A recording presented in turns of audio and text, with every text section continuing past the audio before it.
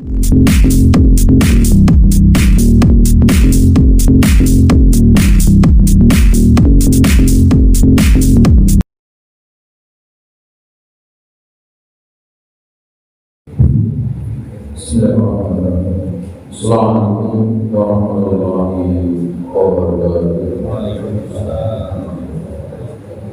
Innal hamdalillah nahmaduhu wa nasta'inuhu wa nastaghfiruh wa na'udzu billahi min shururi anfusina wa min sayyiati a'malina may yahdihillahu fala mudilla lahu wa may yudlilhu fala hadiya lahu. Asyhadu an la ilaha illallah wahdahu la syarika lah wa asyhadu anna Muhammadan abduhu wa rasuluh. Allahumma shalli wa sallim wa barik ala nabiyyina Muhammadin wa ala alihi wa sahbihi ajma'in. Amma ba'du. Qala ta'ala ya ayyuhalladzina amanu taqullaha haqqa tuqatih wa la tamutunna illa wa antum muslimun. Kepada para guru, para asatidz, masyarakat, kaum muslimin, juga Bapak Ibu jamaah salat subuh wajib menghadiri rahmani wa rahmatullah. Pertama, kita semua merasa wajib untuk senantiasa bersyukur kepada Allah Ta'ala, di mana atas segala karunia-Nya kesempatan subuh pagi hari ini Allah Ta'ala takdirkan kita semua bisa kembali melaksanakan sholat subuh secara berjamaah yang tentu tidak semua hamba diberi kesempatan seperti kita. Mudah-mudahan saja sholat subuh kita dan ibadah-ibadah kita yang lain senantiasa mendapatkan ridho dan pahala dari Allah. Sholawat dan salam mari sama-sama kita sandingkan kepada baginda Rasulullah Sallallahu Alaihi Wasallam, para keluarganya, sahabatnya, dan orang-orang yang istiqomah dalam beragama. Bapak Ibu yang dirahmati Allah Ta'ala, merupakan satu kehormatan bagi saya di ruang untuk pagi hari berbagi motivasi dan inspirasi Islami yang semoga akan saya berikan akan memberikan manfaat bagi kita semua kehidupan dunia maupun akhirat. Izinkan pagi hari ini saya membedah buku saya, buku yang keempat, judulnya Kanal Berkah, Hidup Menjadi Indah, Mudah dan Berkah. Buku ini merupakan buku saya keempat dari 8 buku yang sudah ditulis. Mudah-mudahan hari ini walaupun tidak bisa sempurna, bisa diambil inspirasi. Yang pertama, saya akan berbicara apa bedanya, kenapa judulnya Kanal Berkah. Apa sih bedanya antara kanal dengan sungai? Kalau sungai tercipta oleh alam, kita ke gunung misalkan sudah ada sungai. Tapi kalau kanal, kita yang membuat, mau sepanjang apa dan selebar apa gitu ya. Kayak kanal timur yang dekat rumah kami di Harapan Indah itu dibuat dulunya nggak ada. Nah, kanal adalah kreasi manusia. Kalau kita lihat dari sejarah kanal adalah aliran terusan air yang diciptakan dari hasil kreasi manusia. Kanal tertua ditemukan di Mesopotamia sekitar tahun 4000 sebelum Masehi. Terus fungsi kanal apa? Biar kita nanti ketika masuk ke kanal kita terbayang.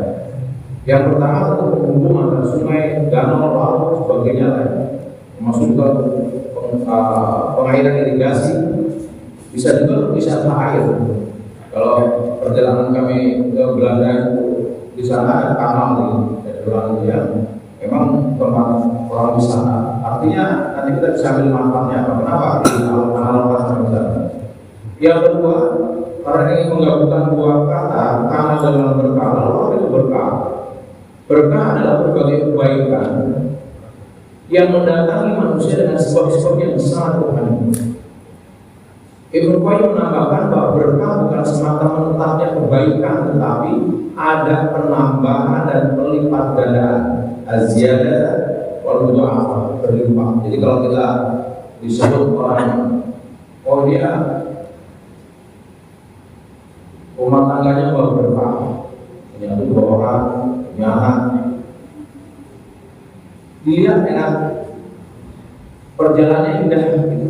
Itu orang, oh dia walaupun kecil pendapatan tapi berkah misalnya. Mungkin ada orang gajinya besar tapi tidak berkah, yang kecil berkah. Dengan adanya gaji kecil bisa udah selesai misalnya. Anak sekolah, walaupun dengan sekolah yang besar tapi luar biasa. Makanan dibukakan biasa tapi sehat, nah, itu berkah. Jadi tidak sekedar datangnya kebaikan, datang kebaikannya dalam kita menjadi berlipat ganda. Nah, terus kalau kanal berkah itu apa? Kalau tadi kan kanal sendiri berkah sendiri. Menjadi kanal berkah artinya kita menempatkan posisi ya secara lahir dan batin untuk menjadi penyalur kebaikan kepada orang banyak dalam berbagai bentuk, baik materi maupun non materi, baik berupa barang maupun jasa. Nah, kenapa tadi dikatakan bahwa membuat bedanya kanal dengan sungai? Kalau kanal itu dibuat, kita menjadi saluran kebaikan sebesar apa, sebagus apa, tergantung kita membuatnya. Jadi kalau kita hidup yang sekali ini bisa menjadi kanal berkahnya, hidup kita memang untuk menjadi saluran kebaikan. Oke, secara sunatullah ini yang menarik. Ketika seseorang menyalurkan kebaikan kepada orang lain, orang itu sudah pasti mendapatkan kebaikan lebih dulu. Seperti kanal, sebelum kanal itu menyalurkan airnya kemana-mana, kanal itu sudah basah dulu. Kalau misalkan kalau yang kanal timur sampai rumah kami itu mengalirkan air dari Ciliwung ke Marunda sana, sebelum air sampai di laut sana yang basahnya adalah kanal. Dan menariknya ketika kita memilih untuk menjadi kanal berkah sebagai saluran kebaikan, saluran berkah buat orang lain, sebelum berkah sampai kepada orang lain, yang pertama kali berkah adalah kita. Ini yang menarik. Jadi ajaran yang luar biasa, luhur dan sering ditinggalkan oleh kita. Ya, mana dasarnya bahwa sebelum berkah sampai kepada orang lain, kita pertama kali mendapatkan berkah kalau kita menjadi saluran berkah. Dalam potongan hadis yang saya ambil dari riwayat Muslim, Rasul menyampaikan, wa man yassara ala musirin yassara alaihi fid dunya wal akhirah. Siapa yang memudahkan urusan orang yang sedang kesulitan, Allah akan memudahkan hidupnya di dunia dan di akhirat. Jadi solusi terbaik untuk menyelesaikan masalah kita adalah menjadikan Allah berkah. Karena secara sunatullah kan urusan kita ini dimudahkan oleh Subhanahu wa Ta'ala. Kalau urusan kita ini mudahkan urusan orang lain. Kita mohon maaf sering melihat keadaan orang nggak berubah dari hari ke hari. Kalau diperhatikan coba, hidupnya menyulitkan orang. Parkirnya di jalan sembarangan. Kalau ada yang filosofinya dibalik-balik, kalau bisa disulitkan kenapa mudahkan? Gampang. Jadi wajar kehidupannya menjadi sulit. Karena ketika Rasul menyampaikan bukan atas hawa Rasul, tapi wahyu dari Allah Subhanahu wa Ta'ala. Jadi kalau Rasul mengatakan bahwa siapa yang memudahkan orang yang sedang kesulitan, Allah akan memudahkan hidupnya dunia dan akhirat, dan Allah Subhanahu wa Ta'ala dengan Allah pemberi kemudahan bagi kita. Siapa yang menutup aib seorang muslim, Allah akan menutup aibnya di dunia dan di akhirat. Nah, yang menarik di sini di potongan terakhirnya, wallahu fi aunil abdi maka al-abdu fi auni abdi. Allah akan menolong hambanya selama hamba tersebut menolong saudaranya. Tidak Allah akan menolong saudara kalau dia menolong saudaranya, sesamanya. Nah, secara sunatullah, secara fitrah manusia, setiap kita merindukan pertolongan Allah yang besar. Bagaimana mungkin pertolongan Allah besar kalau yang kita lakukan hal kecil? Kalau kita yang mendapatkan pertolongan Allah besar, lakukan hal besar. Perjuangan yang lebih besar, pertolongan kepada Allah yang kepada sesama yang lebih besar.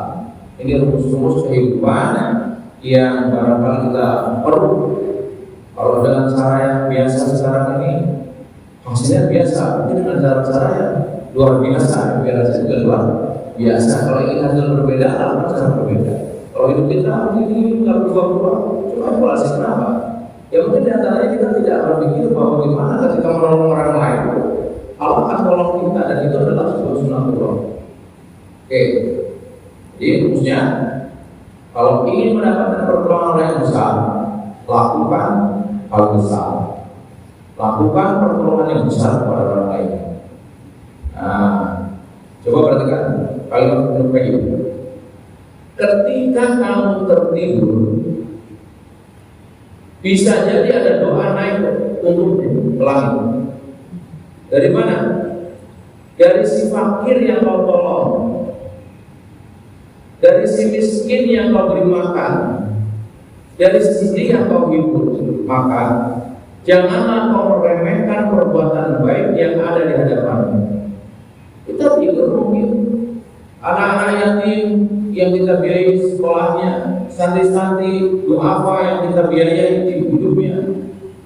Kita tidur, mereka sedang mengajar, menjerit, nangis, memohonkan doa kita semua. Kalau suatu hari Bapak Ibu berkenan setelah rohim ke pesantren kami nama di Bogor, khusus untuk yatim duafa dan malam. Sekarang yang di Bogor sekitar 200 santri, kalau yang di Bekasi, Makiwong dan 300-an tapi tidak mengira kalau yang di Bogor. Secara umum normal ya, tidak mungkin anak-anak itu semua hidup. Karena ada namanya bulis itu menjaga, bergantian yang tidur menjaga. Karena pesantren kami menyatu, dan mereka sambil menjaga. Temennya tidur ada 6 orang keliling gitu, nanti tidur ganti lagi 24 jam.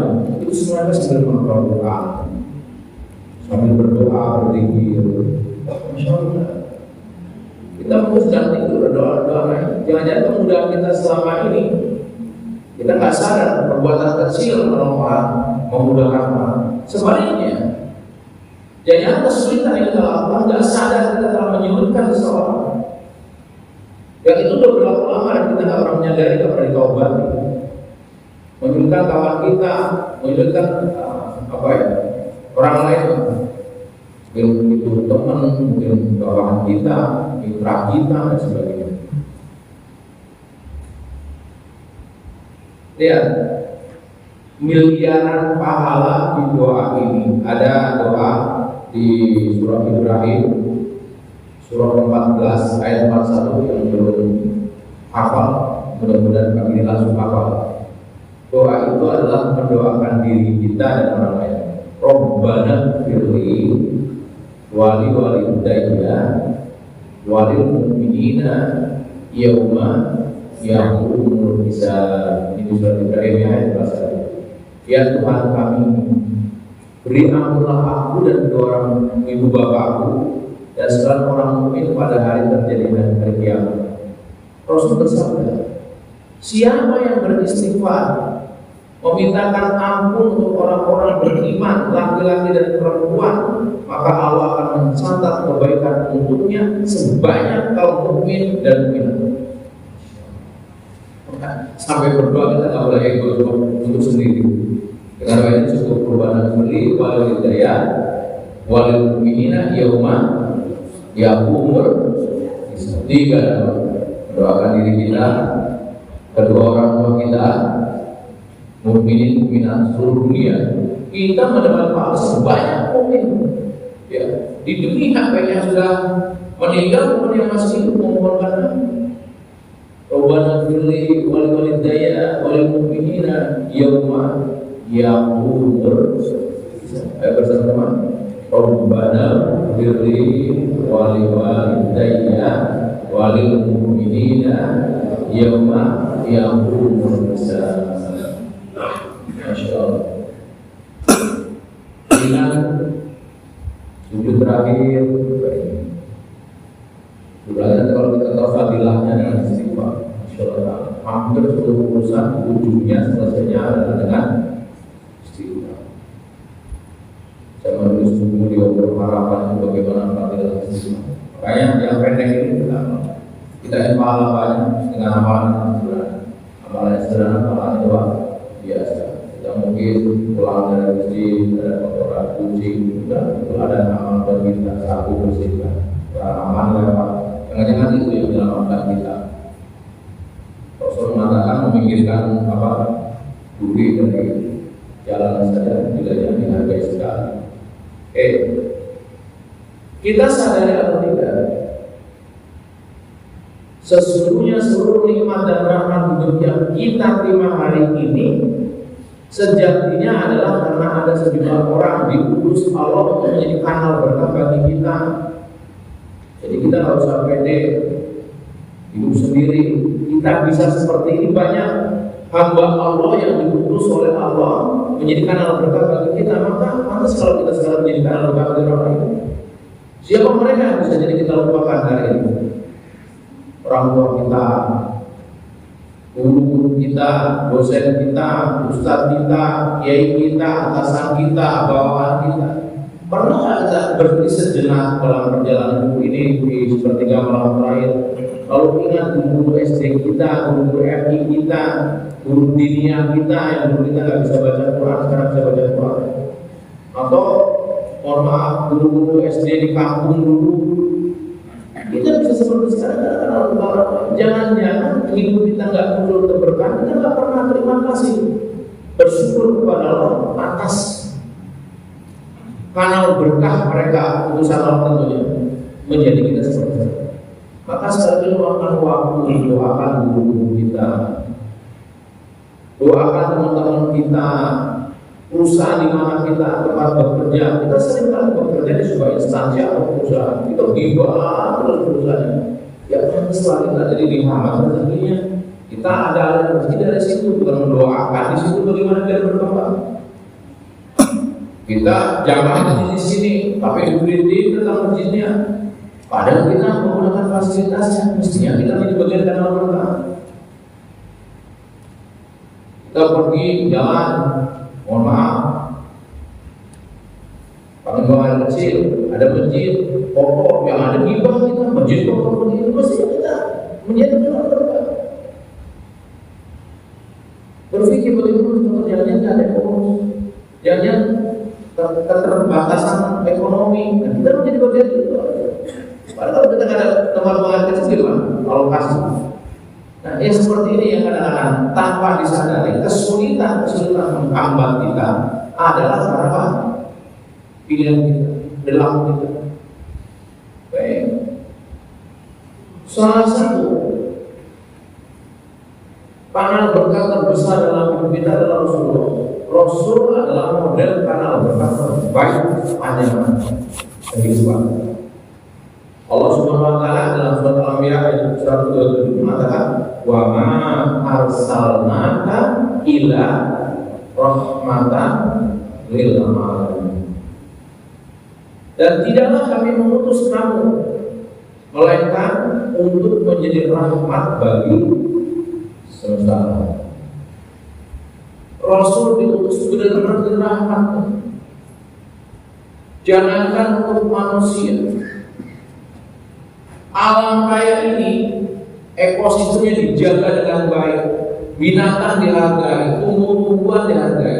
Contoh hal sepele, mohon maaf, Rasul melarang kita buang air kecil di bawah pohon yang indah. Buang air kecil, buang limbah di bawah pohon aja nggak boleh.